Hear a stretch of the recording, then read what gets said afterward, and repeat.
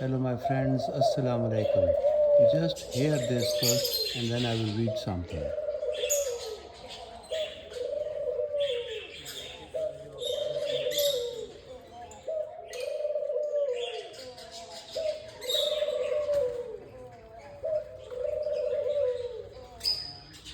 My friends, this is Tasbeeh of birds. And now let me read the relevant verse of Quran. Allah says in chapter 17, verse 44, the seven heavens, the earth, and all that is in them glorify Him. There is not a single thing except that it glorifies Him with praise. But you do not understand that glorification. Let me repeat, but you do not understand their glorification. Indeed, He is most forbearing, most forgiving.